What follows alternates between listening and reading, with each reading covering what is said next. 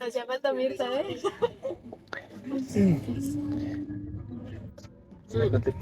Bien. Ah, hoy quiero hablarles de algo que, bueno, está pasando en muchas iglesias, en muchas familias y también en nuestra ciudad, bueno, a final de cuentas en el mundo entero. Pero hace unos años una familia se fue de aquí de la iglesia para irse a un lugar en donde lo que se predica no es obediencia a Cristo, sino sentimentalismo o experiencias emocionales, una espiritualidad centrada más en hablar acerca de Satanás y sus demonios que de hablar de Dios. Y lo menciono no para criticar a nadie, sino porque eso revela un problema muy grande. El caso de ellos no es un caso aislado, es un síntoma de algo más profundo. Muchas personas no buscan doctrina, buscan un lugar donde sentirse bonito, y eso abre la puerta a cualquier grupo que ofrezca experiencias emocionales, promesas rápidas, discursos de ataques espirituales donde yo no tengo la responsabilidad de lo que hago mal, sino alguien más o algo más tiene la culpa. Y pues es una espiritualidad centrada más en el enemigo que en Cristo. La realidad es que muchos cristianos hoy en día buscan sentir bonito en lugar de obedecer a Jesús. Pero Santiago 4, del 7 al 8, nos confronta con una verdad que no podemos ignorar. Sométanse a Dios, resistan al diablo y Él va a huir de ustedes. El orden aquí de lo que se está diciendo es importante. Primero es obediencia y ya después es resistencia. Sin obediencia, todo lo demás, a final de cuentas, es un teatro espiritual. Y quiero mostrarles por qué, a final de cuentas, esto no es nada más un problema doctrinal, sino que es un problema que afecta a la vida real, que afecta a familias reales y que pues afecta a la ciudad en donde vivimos. Vamos a empezar con esto. El sentimentalismo religioso no transforma vidas, ni transforma ciudades. El sentimiento religioso es peligroso porque reemplaza la palabra con emociones. Romanos 16:17 dice: les ruego, hermanos, que vigilen a los que causan disensiones y tropiezos contra las enseñanzas que ustedes aprendieron y que se aparten de ellos. Este versículo nos enseña algo importante. Cuando nosotros dejamos de discernir, terminamos abrazando lo que Dios rechaza. Y el sentimentalismo hace exactamente eso. Confunde sentir bonito con estar bien con Dios. Confunde experiencias espirituales con santidad. Confunde lágrimas con arrepentimiento. Confunde milagros con lo que es la verdad. Confunde sentir la presencia de Dios con obediencia. Y eso es terreno fértil para cualquier secta. Y en Manzanillo estamos llenos de sectas que se disfrazan de iglesias cristianas. Tenemos que tener cuidado. Así que, como decía Jesús, el que tenga oídos para oír, que oiga. No todas las amistades son cristianas. El que entendió, entendió. El sentimentalismo solo produce un alivio momentáneo.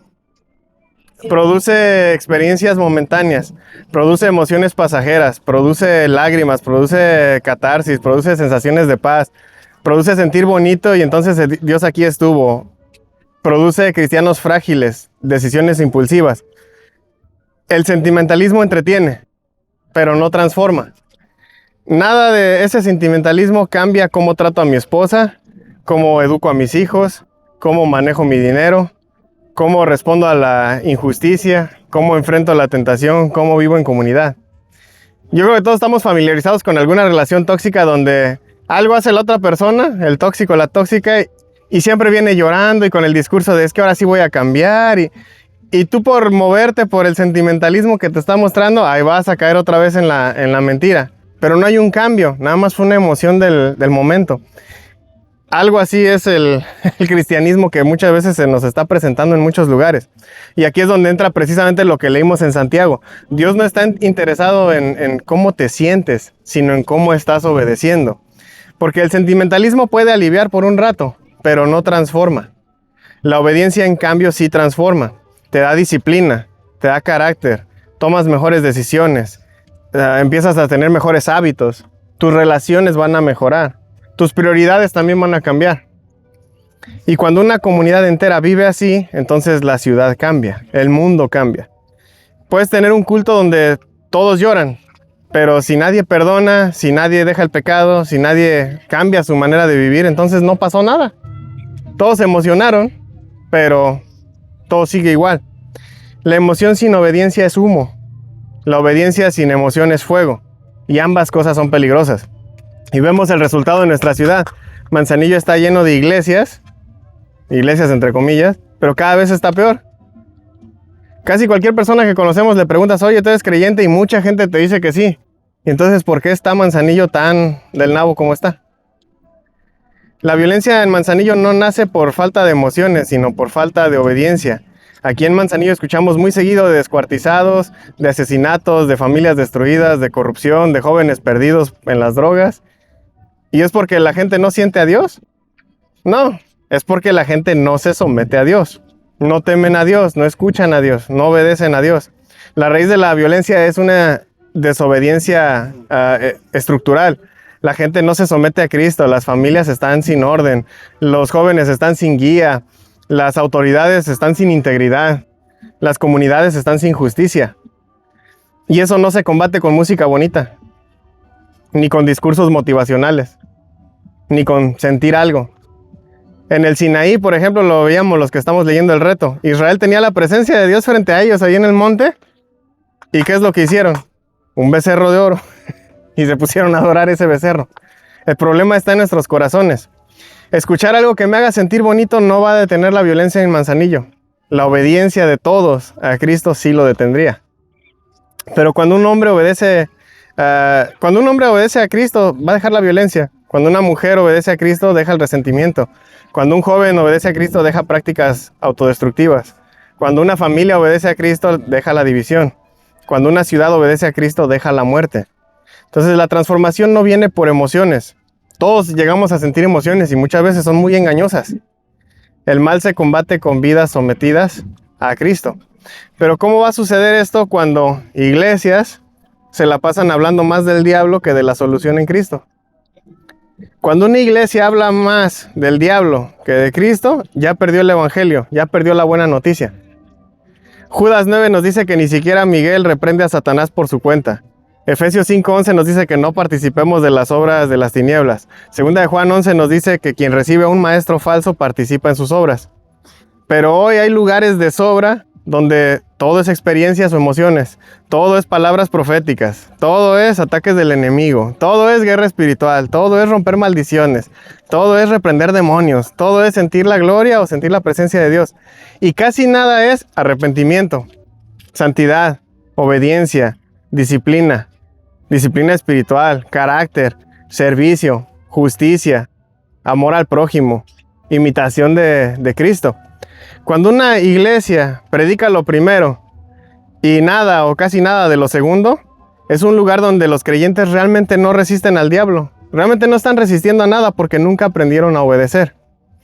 Cuando una iglesia predica más sobre las obras de Satanás que sobre las obras de Dios, ya dejó de ser iglesia. Porque el evangelio no es cómo vencer demonios, no es cómo sentir la presencia, no es cómo romper cadenas. El evangelio es cómo seguir a Cristo, es cómo obedecer a Cristo, es cómo amar como Cristo, cómo vivir como Cristo. Y eso es exactamente lo que Santiago está denunciando. Una fe que habla mucho, que siente mucho, pero obedece poco, no es la fe cristiana, es otra cosa. Pueden estar usando versículos, pueden sonar bíblicos, pero no es cristianismo. La verdadera guerra espiritual no se gana con emociones, se gana con obediencia. Efesios 6 del 10 al 18, no lo vamos a leer, pero es un texto que la mayoría yo creo que conocemos, donde se nos habla de vestirnos de la armadura de Dios. Y nos dice cosas como, cíñanse su cintura con la verdad, revístanse de la coraza de la justicia, pónganse en los pies el calzado para anunciar el evangelio de la paz, tomen el escudo de la fe para apagar los dardos del enemigo, tomen el casco de la salvación, oren, supliquen, perseveren. Efesios 6 del 10 al 18 no nos dice sientan algo más fuerte, no nos dice griten más fuerte, no dice reprendan más, no dice lloren más, dice cíñanse. Vístanse, estén firmes, oren, perseveren. Todo eso es lenguaje de disciplina, no de emoción. La batalla espiritual no es gritarle al diablo. La batalla espiritual no es, no es algo nada más de sentir pues, ciertas emociones hacia algo. La batalla espiritual es no ceder a la mentira. Y la mentira más peligrosa no es la que se ve satánica, no es la que se ve muy demoníaca. La mentira más peligrosa es la que parece una doctrina bonita, pero es falsa. Es la que suena bien, la que suena bíblica, la que suena cristiana, pero que en realidad está usando ese lenguaje, pero lo está transformando para otra situación. La guerra espiritual se gana diciendo la verdad cuando es más fácil mentir. La guerra espiritual se gana siendo fiel cuando es más fácil ceder. Cuando estás perdonando en momentos que es más fácil vengarse. Sirviendo cuando es más fácil ignorar. O amando cuando es más fácil odiar. Eso sí cambia una ciudad, eso sí derrota al diablo, eso sí transforma familias. Entonces la obediencia es el camino de regreso a Dios. Y Santiago 4, de 7 al 8, que fue lo que leímos al principio, nos da el mapa.